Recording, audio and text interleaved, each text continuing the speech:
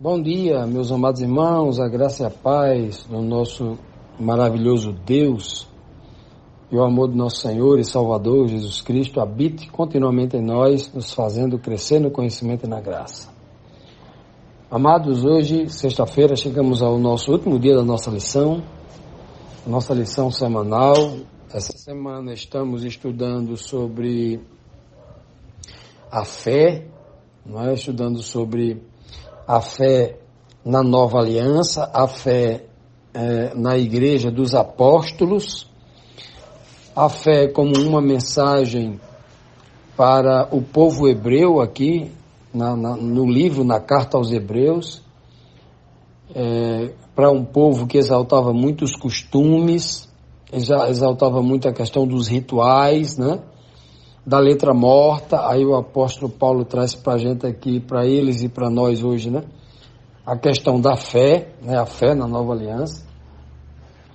Ontem nós vimos, que a fé de Abraão e Sara, eles morreram sem alcançar, sem tocar, sem ver literalmente a promessa, mas morreram nelas, na fé, e pela fé eles foram justificados.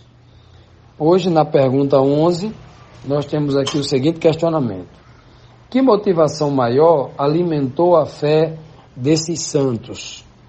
De todos os santos, mais especificamente aqui do contexto de Hebreus 11, Abraão, Noé, Abraão e Sara, que motivação? E tem outros, a relação aqui é grande do livro de Hebreus, vai falar sobre Abel e tantos outros. Porque os que isto dizem claramente mostram que buscam uma pátria. Então veja que nós já lemos aqui no contexto do livro de Hebreus que Abraão viveu numa terra, a terra que Deus havia prometido a ele. Ele passou por cima dela, ficou uns tempos lá, subiu para o Egito, retornou para ela de novo e passou por ela como se fosse um peregrino, um nômade, um transeunte que está passando numa estrada, está de passagem por aquela estrada. Fez um acampamento ali alguns dias, alguns meses, alguns anos, mas nada fixo, e ele morou ali como sendo como algo temporal. A promessa da terra que o Senhor havia prometido para ele, ele viveu naquela terra como sendo um estrangeiro, como sendo um inquilino na terra, a terra que era dele. Ele não sabia. Então, ele viveu nesta terra como não sendo dele. Ora, na tipologia, Paulo vai dizer aqui, por quê? Porque, na verdade, ele nunca quis, assim, lá no fundo, na fé mesmo, ele queria uma pátria superior. Não uma terra que produz cardos e espinhos, abrolhos, mas uma terra que manda leite e mel, uma terra que é perfeita, uma terra que não há morte, uma terra que não há pranto, dor, sofrimento, uma pátria onde Deus e Jesus Cristo estão presentes, Então é por isso que o apóstolo está usando aqui essa linguagem, uma linguagem espiritualmente bem profunda, que mesmo Abraão não sabendo disso, ele viveu desta forma no espírito. Por que ele fez isso? Por que está sendo escrito isso? Porque muitos outros homens que aqui viveram neste planeta, nos tempos de Abraão, antes de Abraão, durante o tempo de Abraão e depois de Abraão, até os dias de hoje, eles estão aí disputando com unhas e dentes, matando, extorquindo, usurpando, tomando a força, matando para isso, né?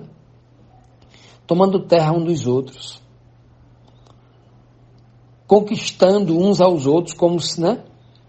Essa terra não é dele e eles estão tomando como se fosse deles. Não é assim que os homens agem?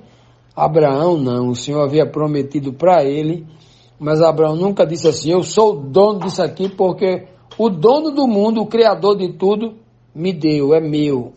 Abraão nunca falou isso para ninguém.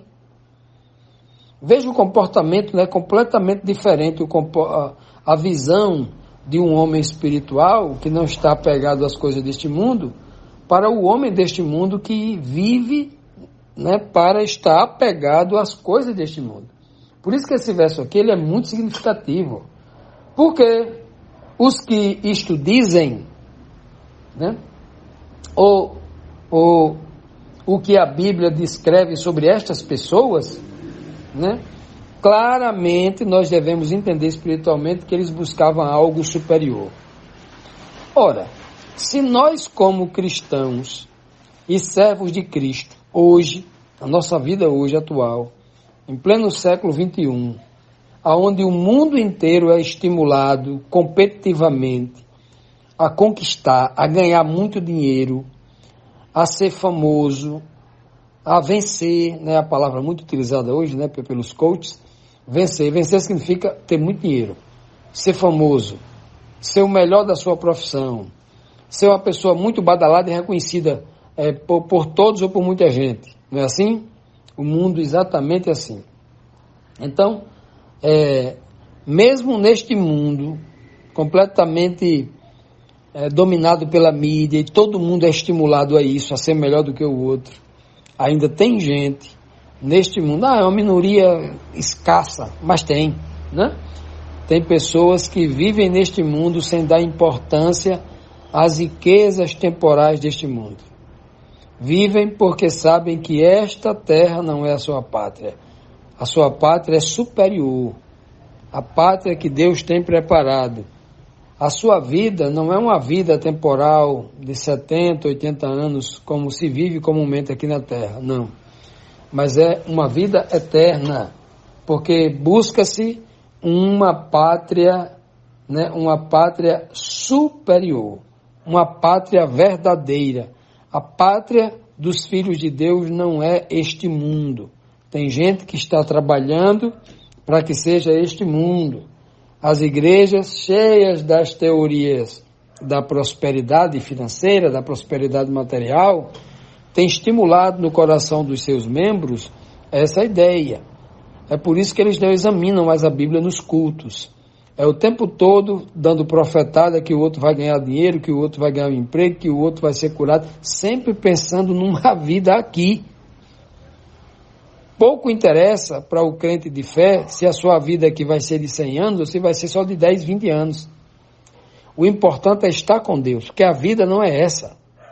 Não é mesmo? A vida que está na Bíblia, que Deus promete, não é essa aqui nesse planeta. Se aqui é uma vida que você vai levar abastarda, né?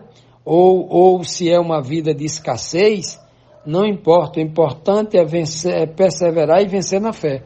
Isso é o que importa na Escritura Sagrada. Por quê? Porque essa não é a nossa pátria. Cristo deixou bem claro o nosso exemplo, o nosso Senhor, o nosso Mestre. Ele falou assim, olha, o meu reino, a minha pátria, não é deste mundo. Por que então que é para os servos de Cristo? É somente para aqueles que ainda não entenderam a mensagem do verdadeiro Evangelho. Continuando, amados, vamos agora para a nossa 12ª pergunta, a última pergunta da nossa lição semanal, que diz assim: como a fé desses santos foram testadas ao longo das suas vidas, ao longo do tempo em que eles estiveram vivos aqui na terra? Hebreus 11, versículo 15 diz assim: e se na verdade se lembrassem daquela de onde haviam saído, teriam a oportunidade de tornar. Olha que coisa profunda esse verso aqui, ó.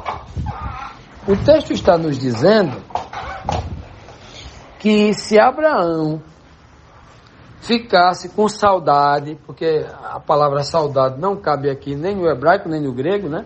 É uma palavra estritamente na língua portuguesa. Está falando aqui saudade aqui, ó. Se Abraão se lembrasse no sentido assim, ó, ficasse com recordações, no sentido de querer voltar para Ur dos Caldeus, Babilônia, de onde ele saiu, ficasse pensando na sua caminha quentinha, na sua vizinhança, né, nos seus pomares, né, nas suas pescarias, nas suas caças. Se ele começasse a pensar, se ele começasse a sentir saudade do cheiro da terra, né? A nossa pátria não tem um cheiro na terra? Não é diferente? A nossa pátria é maravilhosa, né? É assim, quando você vai para um outro país, para uma outra cidade distante, que o clima é diferente, que as árvores são de outra espécie, aquela terra tem um cheiro diferente. E a gente tem na memória, quando retorna, a gente sente que o cheiro da pátria é diferente. O ambiente é diferente, tudo é diferente. O clima, o cheiro, a comida, a língua,